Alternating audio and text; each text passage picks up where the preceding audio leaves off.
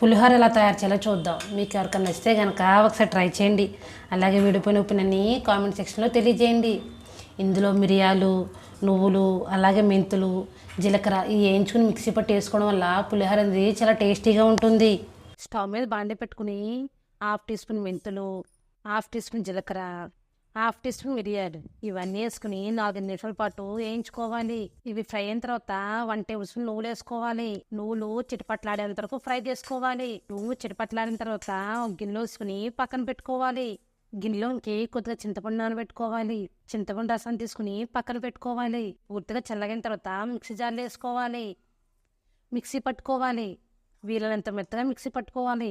ఉడికించుకున్న అన్నంలోకి మనం మిక్సీ పట్టుకున్న పొడి వేసుకోవాలి. ఒకసారి బాగా మిక్స్ చేసుకోవాలి. ఈ పొడి అన్నానికి పట్టేట్లు బాగా కలుపుకోవాలి. స్టవ్ మీద బాండి పెట్టుకుని 2 టేబుల్ స్పూన్ నూనె పోసుకోవాలి. నూనె వేడిన తర్వాత పల్లీలు వేసుకోవాలి. 4 నిమిషాల పాటు పల్లీల్ని వేయించుకోవాలి. పల్లీలు ఫ్రై అయిన తర్వాత ఒక గిన్నెలో వేసుకుని పక్కన పెట్టుకోవాలి. ఇదే బాండిలోకి 1/2 టీ స్పూన్ ఆవాలు చిటపట్లాడిన తర్వాత కొద్దిగా పచ్చిశనగపప్పు, మినపప్పు, పచ్చిమిర్చి, ఎండుమిర్చి, కరివేపాకు ఇవన్నీ వేసుకుని 2 నిమిషాల పాటు ఫ్రై చేసుకోవాలి. ఇవి ఫ్రై అయిన తర్వాత కొంచెం ఇంగువ, 1/2 టీ స్పూన్ పసుపు సారి బాగా కలుపుకోవాలి. తర్వాత తీసుకున్న చింతపండు రసం పోసుకోవాలి. తర్వాత 1 టేబుల్ స్పూన్ ఉప్పు వేసుకోవాలి. ఒకసారి బాగా మిక్స్ చేసుకోవాలి. మధ్య మధ్యలో కలుపుతూ నూనె పైకి తేలేంత వరకు ఉడికించుకోవాలి. నూనె ఇలా పైకి తేలిన తర్వాత మనం కలుపుకున్న అన్నం వేసుకోవాలి. ఒకసారి బాగా కలుపుకోవాలి. ఒకసారి బాగా కలుపుకున్న తర్వాత మనం వేయించి పెట్టుకున్న పల్లీలు వేసుకోవాలి. మూత పెట్టుకుని 2 నిమిషాల పాటు ఇలానే ఉడికించుకోవాలి.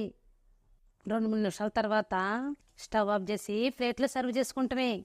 అంతేనండి, ఎంతో టేస్టీగా పులిహోర రెడీ. మీకు ఎవరికైనా నచ్చితే కనుక ఒకసారి ట్రై చేయండి. అలాగే వీడిపోయిన ఒపీనియన్ని కామెంట్ సెక్షన్లో తెలియజేయండి. ఇలా మనం మిరియాలు, నువ్వులు అవన్నీ మిక్సీ పట్టి వేసుకోవడం వల్ల టేస్ట్ అనేది చాలా బాగుంటుంది.